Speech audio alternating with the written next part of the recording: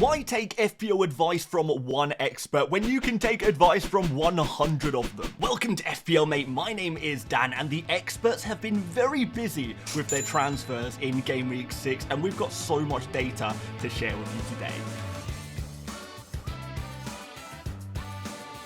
So as always, a massive thank you to the 100 experts who helped us out this week. Big shout out to all of these guys, considering they have been very busy with their planning, with their transfers, with their strategy going forward. And there's going to be a few surprises in today's video with the top picks and the captains most of all. Really surprising numbers there, which I'm very, very excited to share with you guys. So let's see what they're up to. So like I said, this is a very big week for transfers. And I think that is best demonstrated by the fact we see just 3%, just 3 of our 100 experts this week making no transfers at all. So that tells us a lot. This is not a week to roll your transfers. This is a time to capitalize on what is in front of us. The exception might be if you have just wildcarded, maybe if you wildcarded in game week 5 perhaps, and you are already prepared, ready for game week 6, then fair enough. But for a lot of people, we're going to be needing to make some moves ahead of this week. So we've got 16% of our experts making one transfer, which actually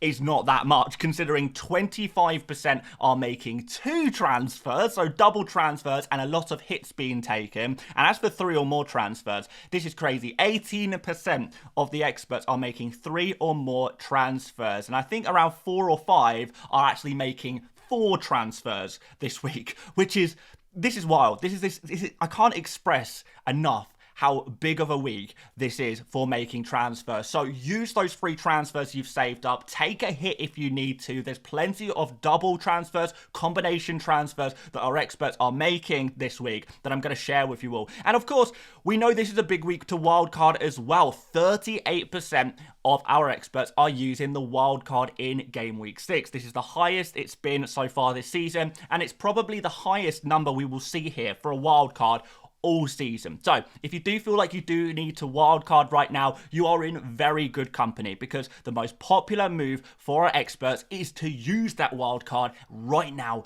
in game week 6. But I'm sure a few of you guys are already on the wildcards. I'm sure you'll be able to take some tips from this video, whether you are on a wildcard or you are not. So let's keep it moving. So looking at the global transfer trends, these are the top transfers from around the world. And with Luis Diaz having such good form, we are seeing over 700,000 transfers for him already. It's only Wednesday at time of recording, and already Luis Diaz is going to find himself in so many teams for the first time this season. He's all the way up to 7.9 million as well, the biggest price rise any player has had so far this season. So you can tell he is very, very popular. There are some other picks in here that are super popular as well. In particular, Gabriel and Burmo and Jackson seem to be finding themselves in a lot of the teams around the world. But our big question this week is, do our experts agree with these popular transfer trends, or are they going a slightly different way? Now, there are a few players that are also being heavily picked by our experts, and in fairness,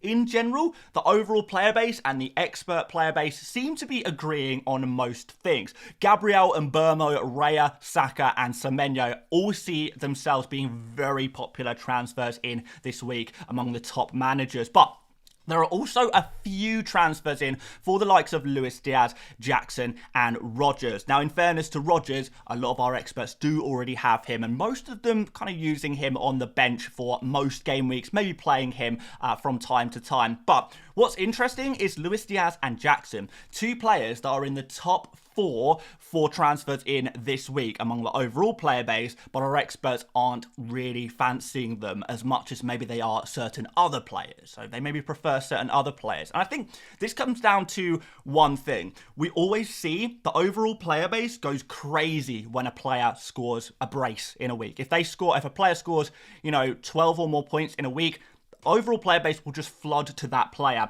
Maybe not necessarily looking at other things, other options. So for example, Luis Diaz, we know he's a great option, but there is some rotation risk there going forward. So Some of our experts will be happy to take on that risk. Some others will maybe try and play it a little safer, which is why he is not going to be quite as popular among experts. Overall player base, they don't really maybe think about these things in as much detail, or a lot of people don't think about these things in much detail, and they see a player getting a load of points and think, I've got to have this player, and I've got to have them right now. The situation with Jackson is kind of similar. Again, some experts, some top managers, some people in the know will be going for Luis Diaz. They will be going for Jackson. But others will be put off by Jackson's poor fixtures coming up and maybe preferring other options. So these are definitely optional guys, and I think among our experts, we definitely see a few other players who are going to be more popular, more of a priority if you want to kind of be following along with the patterns of the top managers. So let's go ahead and see exactly what they are up to. First of all, looking at some transfers out. So here are the transfer out trends among our 59 transfer making experts, and there's a lot of players being transferred out this week. But I put the top 10 here just so we can see what the biggest trends are this week. And we see Diogo Jota right at the top of this list. A 0-pointer and 0 minutes played in game week 5 shows us that maybe Diogo Jota is not nailed on. Now, we knew this in fairness, and a lot of people picking Jota did so with the knowledge that eventually he would be needing to transfer out. And you can maybe give a similar kind of assessment of Luis Diaz perhaps, but right now Jota is the man whose minutes are most at risk, and therefore 21 of our experts will be transferring him out, and that doesn't include all of the managers who never owned him in the first place and all of those on wildcard as well. I've not seen Diogo Jota in any wildcard draft, so he's not going to be in any of them. So he's probably your first priority transfer out according to this data. After that, Salah, which is an interesting one because I don't think anyone thinks Salah is a bad pick necessarily.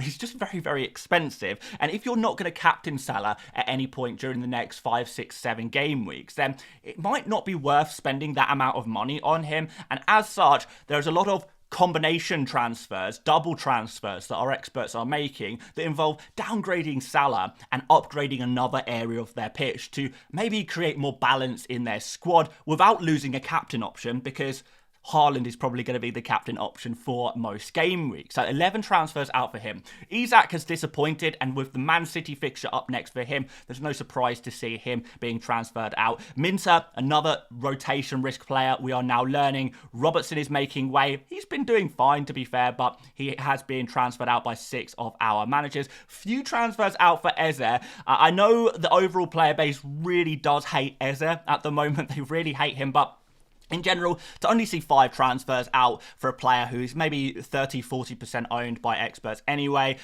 that's kind of interesting. And I have seen Eze in a few wildcard drafts as well. So he is a player you can consider transferring out, but at these kind of numbers, you know, it's not a priority transfer out. Same thing with João Pedro, Robinson, Smith Rowe, and maybe even Henderson. These are kind of low priority transfers out, but players you could possibly move on if you see an opportunity elsewhere that you would quite like to go for. For example, the players in the transfers in category. Before we go any further, make sure you drop a like on the video to show your appreciation. It really does mean a lot and helps out the channel so much. And if you do want to follow along with the expert trends every week, make sure you hit that subscribe button as well. It's a really, really easy way to guarantee yourself a top rank by following along with the big moves each week. Let's get on with the video.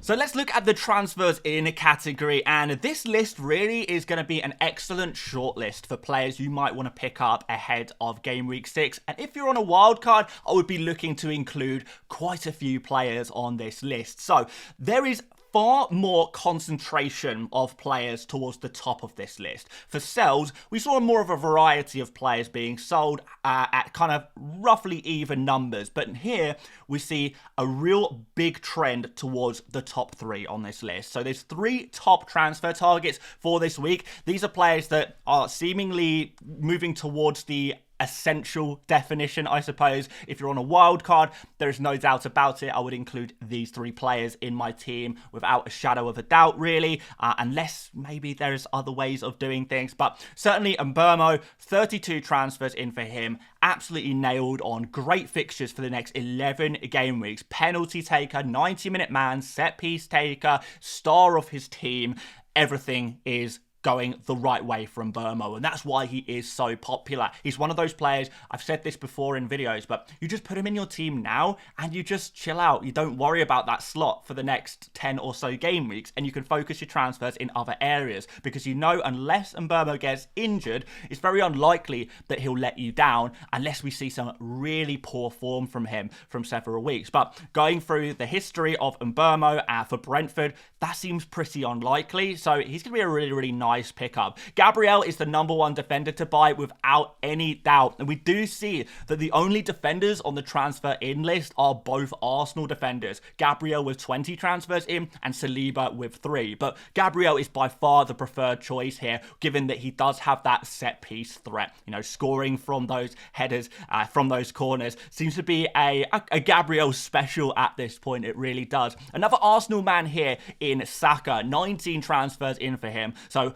Arsenal really does seem to be the priority. They play Leicester and Southampton both at home, back-to-back. Phenomenal fixtures for them. And we're expecting, you know, some good scorelines here and some huge opportunities. 4 points. So Saka is definitely a player to bring in, and potentially a captain option as well. And we'll see just how many of our experts are captaining Saka this week too. Semenyo is our next guy here. 9 transfers in for him, 5.6 million. He's another player who has Southampton and Leicester in the next 2. And we know Semenyo is just taking so many shots. He is a shots machine. He really, really is. Doesn't stop shooting, and he seems to be the key and heart of that Bournemouth attack at the moment. Really, really unlucky not to get anything against Liverpool, disallowed goals, you know, everything is going well for him at the moment, and he seems to be that, very much that pivotal man in the Bournemouth attack, and a strong Bournemouth attack as well that's performing well. So I really do like Semenyo at 5.6 million for the short term in the next 2 game weeks. Looks brilliant. If you can rotate him with someone like Rodgers during more difficult fixtures, I think he works really well there as well. So I don't think he's just a short-term pick. If you can rotate him with your 8th attacker, then you're going to be absolutely fine with him over the medium to long term as well. A lot of goalkeeper transfers for Raya this week. Yeah, this is not wildcard transfers. This is people just using their transfers. Some people even taking hits for Raya. That is how good he has been so far. That is how much we trust in Arsenal's clean sheet potential going forward, and, you know, getting save points as well, because he is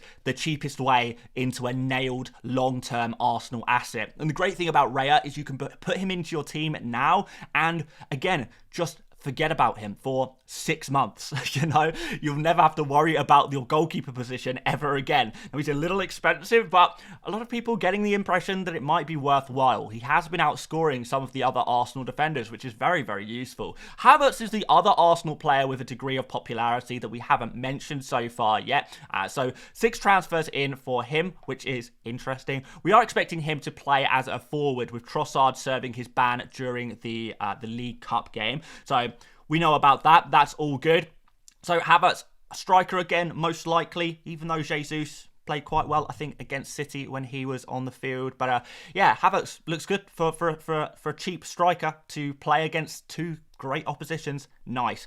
And then, of course, we've got a few transfers in for Luis Diaz, and there's actually like 2 transfers in for a whole bunch of different forwards. So I've got Calvert-Lewin and Wood on screen right now, but there was also 2 transfers in for Jackson, 2 transfers in for Solanke, and I think that was, 2 transfers in for Evan Nielsen of Bournemouth as well, actually. So seems to be a lot of maybe disagreement among who is the best forward to buy outside of Havertz. So maybe you guys can give your own opinions on that one. Which forward would you be looking to buy this week? Which forward are you buying this week? Because a lot of people are selling Isak, a few people selling João Pedro as well, but not really sure which player to move to. So I think it's kind of a preference thing. You choose your favourite of all of the many options we seem to have right now. So we're going to do the transfer section differently this week, because I want to talk about combination transfers, which seem to be more popular than ever this season. Because of our ability to save up more transfers, a lot of people are rolling transfers and making these combo solo transfers, often for free, but sometimes for a hit as well. So the first combination transfer I want to talk about involves Salah.